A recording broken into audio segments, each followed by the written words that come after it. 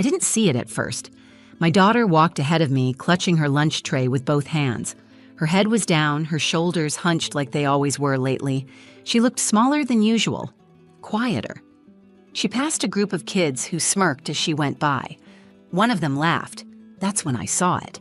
A piece of paper was taped to her back. Bold black letters scrawled across it. "Loser with no dad." My heart slammed into my ribs. I froze right there in the hallway, staring at those 5 words as she kept walking toward the cafeteria, completely unaware. No one told her. No one helped her. Not a teacher, not a friend, not even a passing adult. Just silence. Just that awful, brutal sign taped to my little girl's back like it was some kind of joke. I wanted to scream. I wanted to tear it off and hold her so tight she'd forget it was ever there. But all I could do in that second was stand there and feel my stomach drop. Her name is Lena. She's 11. She likes to draw superheroes and braid her hair into uneven pigtails because symmetry is boring. And lately, she's been eating lunch alone. Every single day. She never told me why. Until today. Because a man walked into that cafeteria. A man in a military uniform. He walked right up to her table and said loud enough for every kid in that room to hear, "I'm her father. And I have something to say." That's when everything changed. My daughter used to be the loudest one at the dinner table. She'd talk with her mouth full, interrupt her own stories with giggles, and wave her hands so wildly she'd nearly knock over her juice every night. She would draw pictures on her napkins and tape them to the fridge like little trophies. One time, she drew a comic strip about a flamingo who saved the planet from a garbage monster. She called it Captain Beaks. She was fearless back then. Weird and wonderful and proud of it. But a few months ago, something changed. It started small. She stopped drawing. I found her sketchbook shoved under her bed, pages half finished, doodles crossed out angrily. She didn't want to talk after school anymore. When I asked how her day went, she'd shrug and say, "It was fine." Then she'd disappear to her room and stay there until dinner. I told myself it was a phase, that maybe she was just tired, or growing up faster than I was ready for. But something in her face told me different. Her light was dimming, and I didn't know why. I'm Jenna. I'm 32. I work mornings at a diner and pick up shifts at a grocery store 3 nights a week. I've raised Lena on my own since the day she was born. Her father, Luis, was deployed when I was pregnant. He missed the birth, missed the first steps, missed her learning to say mama, and then asking why she never said Dada. I used to tell her, "He's a soldier. He's helping people far away. He loves you." But after a while, even that answer started to feel like a lie. The truth is, I stopped talking about him because it hurt too much. We tried to make it work when he came back stateside a few years ago, but he wasn't the same. The war had buried something in him. He was distant, on edge, kind but broken. We separated quietly. No fights, just silence. I told myself it was better for Lena if he stayed away. I never told her the full story. I thought I was protecting her. From disappointment, from confusion, from a version of him I didn't want her to see. But now I see I was also protecting myself. From the guilt, from the fear that I'd made the wrong decision. My dad, Tom, tried to step in. He's a Vietnam vet, tough as nails on the outside, but soft as oatmeal when it comes to Lena. He taught her how to ride a bike and let her paint his bald head with glitter one Christmas. He calls her Lightning Bug. She adores him, but even he couldn't reach her these past few months. She was drifting further and further away, and I didn't know how to pull her back. Didn't realize how bad things had gotten until last week, when I picked her up early from school after she'd come down with a stomach bug. She didn't know I was coming. I got there just before lunch. That's when I saw her, alone, walking into the cafeteria. That awful sign taped to her back, the kids snickering behind her. Something inside me cracked open. Later that day, after I tore that sign off and sat with her on the couch trying to get her to talk, she just stared at the floor. I asked her if it had happened before. She nodded, slowly, no words. I asked her who did it. She wouldn't say. "Is it the same kids every time?" I asked. A pause. Then quietly, "Kenny, and Trevor, and Ash." I felt my chest tighten. I asked why she hadn't told me. She didn't answer, so I asked the one question I wasn't prepared for her to actually answer. "Do you wish your dad were here?" She looked up, And for the first time in weeks, there were tears in her eyes, not just sadness, but something else. Longing, confusion, hope. She whispered, maybe they wouldn't say those things if he was. I didn't sleep that night. I lay in bed staring at the ceiling, thinking about all the choices I'd made, the things I didn't say, the parts of her story I kept from her. The next morning, before she woke up, I found an old number. I hadn't used it in years. I stared at it for a long time, then I pressed call, and when he picked up, I said the words I never thought I'd say again. She needs you. I thought making that call would make everything better. I told myself that reaching out to Luis would fix something in Lena, give her what I never could. But things don't heal overnight. Sometimes they get worse before they get better. 2 days after I called him, I got a phone call from the school. It was the assistant principal, Ms. Langston. Her voice was tight, rehearsed, like she'd already delivered the same speech too many times. There was an incident during lunch, she said. Lena locked herself in the bathroom. She's not hurt, but she's very upset. We think it's related to the bullying we discussed earlier. Bullying. That word made me sick. I dropped everything. Left my shift mid-order, apron still on, and drove straight to the school. By the time I got there, Lena had calmed down enough to be coaxed out of the stall. Her eyes were red, face pale. She wouldn't speak. She wouldn't look at me. The principal showed me the sign. They had it. The actual one. They'd pulled it from the trash after a teacher found it on the floor near the lunch table. The words were even worse than I remembered. Loser with no dad, keep walking, freak. My hands were shaking. I couldn't breathe. It felt like someone had slapped me across the face. The worst part? They told me this wasn't the first incident. It had been happening for weeks, months even. Verbal taunts, notes left in her locker, a crumpled drawing torn in half and shoved under her desk. I wanted to know why no one told me, why no one stepped in. They said they'd been monitoring the situation. They said they'd spoken to the students involved. They said all the right things in all the wrong ways. I looked at Lena, still sitting in the corner of the nurse's office, arms around her knees. She wasn't just embarrassed. She was humiliated. She was ashamed, and I couldn't undo it. When we got home, I tried to talk to her. I made her tea with honey. I sat on the edge of her bed and asked every question I could think of. Why didn't you tell me? She just stared at her blanket, picking at the threads. I thought if I ignored it, they'd stop, she said finally, but they didn't. Why you? She shrugged. Because I'm weird, because I draw, because I don't talk much, because I don't have a dad. There it was, the sentence that ripped my heart clean open. They said he left because I messed up. I felt like I'd failed her in every way a mother could fail. I'd tried to protect her by hiding the mess, and all I'd done was leave her defenseless in it. I wrapped my arms around her, and for the first time in a long time, she didn't pull away. That night, I called my father, Tom. He didn't ask questions. He just said, "What do you need?" "I need her to know she's not alone," I said. "I need her to feel seen." Tom paused for a second, then said, "You still have Luis' number?" "I called him," I said. He answered. He said he'd think about it. Tom grunted. Then he better do more than think. I didn't sleep that night. Neither did Lena. I could hear her pacing in her room, quiet, almost careful not to let the floor creak. In the morning, she looked exhausted but calm, like a storm had passed, but the damage was still fresh. At drop-off, she hesitated before getting out of the car. "Mom?" she asked. "Yeah?" "What if he doesn't come?" I didn't lie. I didn't promise anything. I just reached out and held her hand. Then we faced that too, together. She nodded, stepped out, and walked toward the school doors.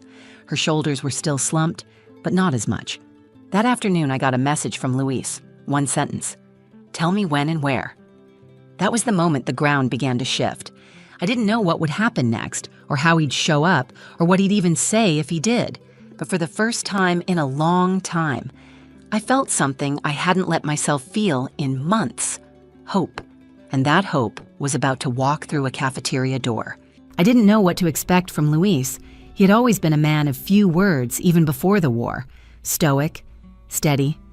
But back then, there was warmth behind the silence. After his third tour, that warmth had cooled. He came back haunted, quieter than ever, like his soul had forgotten how to come home. We hadn't spoken in over 3 years, not because we hated each other, because neither of us knew how to fix what we'd broken.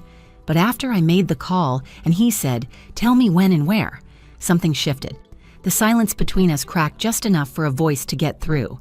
I texted him the details. Friday, 12:15 p.m., school cafeteria. I told him he didn't have to wear his uniform. He didn't respond. Lena didn't know he was coming. I didn't tell her. I didn't want her to spend all week counting minutes, only to be let down if he didn't show. Instead, I told her I'd try to visit during lunch and bring her something special. She nodded, quiet. She didn't smile, but she didn't roll her eyes either. That was progress. Thursday night, I barely slept.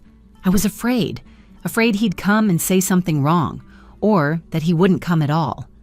I thought about everything I'd hidden from Lena and everything she'd had to carry alone because of it.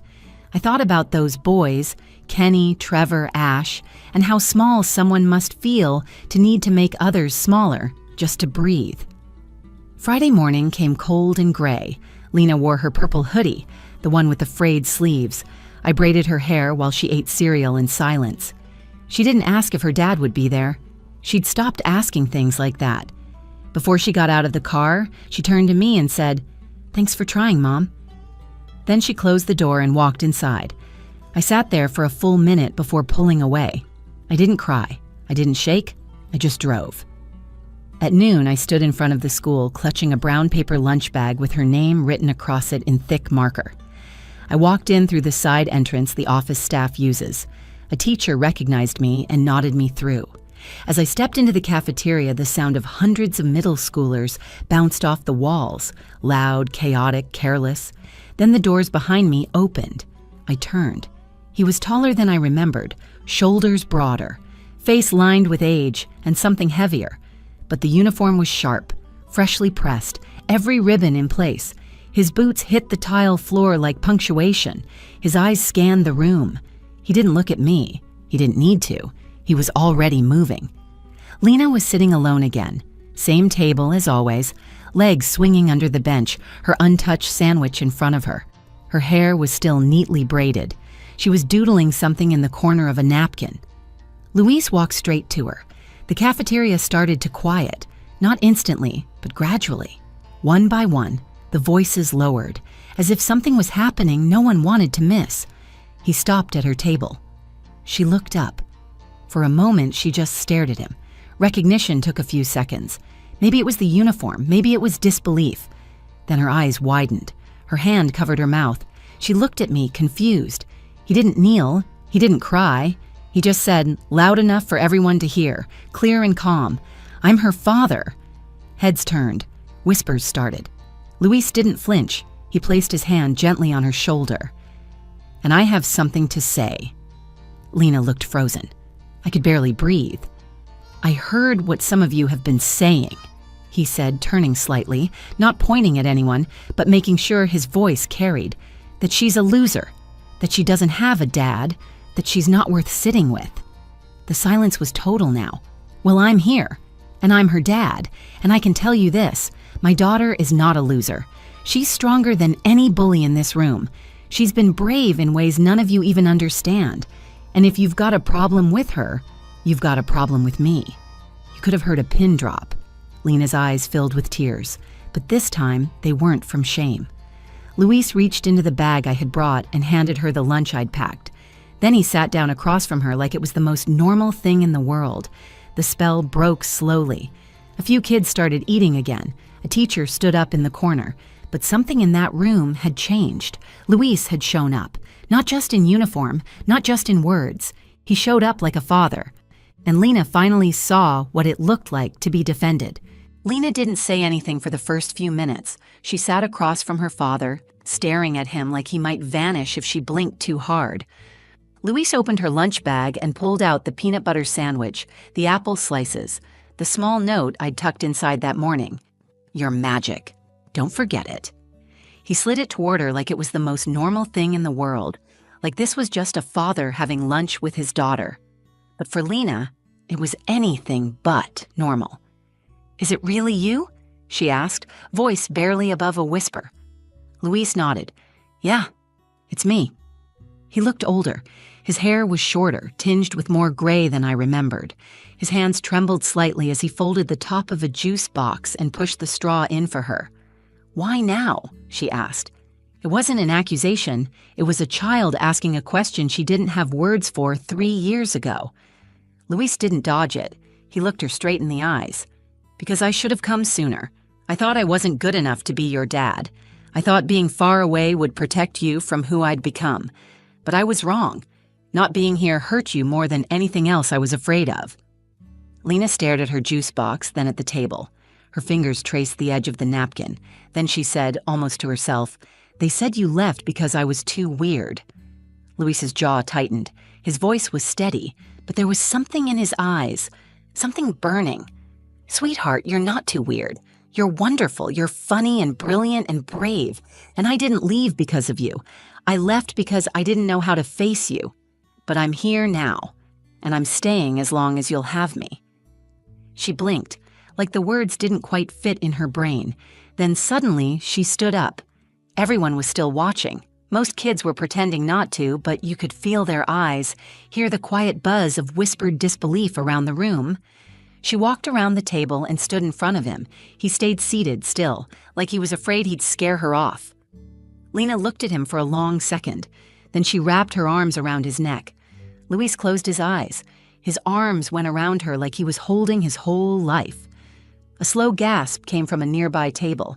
A few teachers wiped their eyes. Even the lunch monitor, an old guy named Mr. Grady who rarely showed emotion, just stood there, nodding like he'd seen something sacred. And then something else happened. One of the kids who'd teased Lena, Kenny, stood up. His tray clattered on the table. He didn't say anything, just walked past them, red-faced, eyes glued to the ground. One of his friends, Trevor, mumbled something under his breath. Another teacher shot him a warning look. No one laughed, because no one was laughing anymore. That moment stripped everything down to the bone. It wasn't just about bullies or shame or rumors. It was about a girl who had felt invisible and a man who'd once been broken, showing the entire room what it meant to be seen, what it meant to be protected.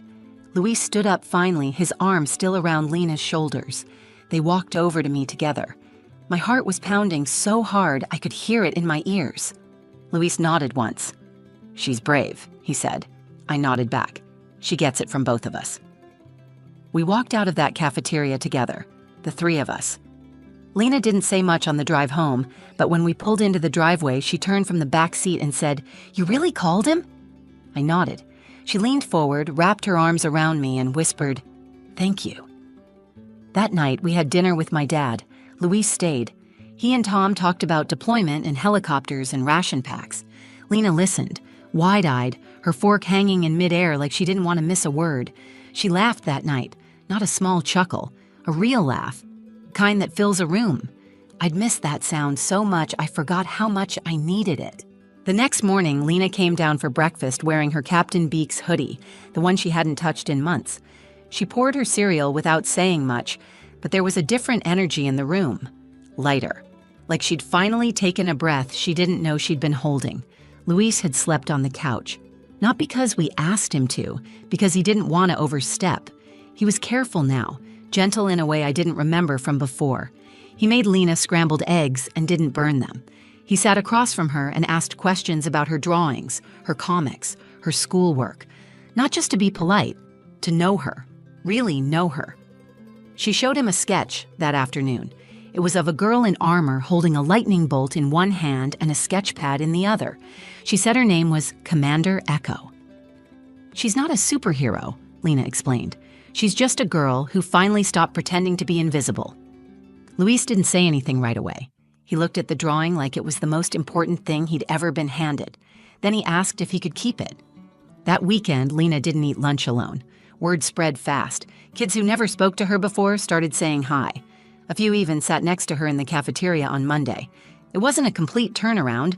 Bullies don't disappear overnight. But the fear had cracked. The silence was broken. Lena stood a little taller, looked people in the eye, even answered a question in class without whispering. And something shifted in me, too. I had spent so long trying to do everything on my own. I thought being strong meant never needing anyone. But I see now that letting Luis back into Lena's life wasn't weakness. It was love. Messy, difficult, real love. And it wasn't just about having a father around. It was about Lena seeing that she wasn't something to be ashamed of, that the parts of her she tried to hide, the weirdness, the quiet, the softness, those weren't flaws. They were armor. 1 week later, Lena came home with a permission slip for a school assembly. She said she'd been asked to speak. I blinked at her. Speak? Like on stage? She shrugged. They asked for volunteers to talk about bullying. I figured, I've got something to say. I wanted to cry, but I didn't. I just signed the paper. When the day came, the auditorium was packed. Teachers, students, parents. Luis sat beside me wearing a simple button-down and jeans, his hands clenched in his lap. He looked as nervous as I felt. Then Lena stepped on stage. She wore her Commander Echo hoodie. She didn't hold a script, just a piece of paper folded into fourths, like she wasn't sure if she'd even use it. She took a breath. "My name is Lena Morales," she said into the microphone, "and last month someone taped a sign to my back. It said, 'Loser with no dad.'" And for a while, I believed it. The room went still. But then something happened. Someone showed up, and it wasn't just about having a dad again. It was about realizing I'm not what they said I was. I'm not a loser, I'm not broken, and I'm not alone. She looked right at Luis, then at me. And maybe there's someone out there who feels like they don't belong, who thinks their story isn't good enough or normal enough or strong enough. If that's you, I just want to say this. You don't need to change to be loved. You just need someone to see you. The applause didn't come all at once. It started small, then grew, then filled the whole auditorium. She smiled, not a shy one, not a maybe I should hide smile, a real one, confident, whole. That night, she sat at the dinner table and told a joke that made my dad snort iced tea through his nose. Luis laughed so hard he almost fell out of his chair. And I sat there watching them, heart full, realizing something I hadn't known for a long time. We weren't broken, just unfinished. And now we're writing the next chapter, together. Some stories leave scars, others leave strength. If this one spoke to you, if you've ever felt invisible, or if you've ever had to be stronger than you should have had to be, I hope you know this. You're not alone, and you're not defined by what people say behind your back. You're defined by the courage it takes to stand up, speak out, and keep going. And if you've ever been the one who showed up for someone else, like Luis did for Lena, thank you. You never know how much it means until it changes someone's life. If this story moved you, please like the video so more people can find it. Share it with someone who needs to hear it today. Leave a comment below. I'd love to hear your story too. And if you want more true, emotional stories that matter, subscribe to the channel and turn on notifications so you don't miss what's next. Thank you for watching. And remember, sometimes showing up is the bravest thing we can do.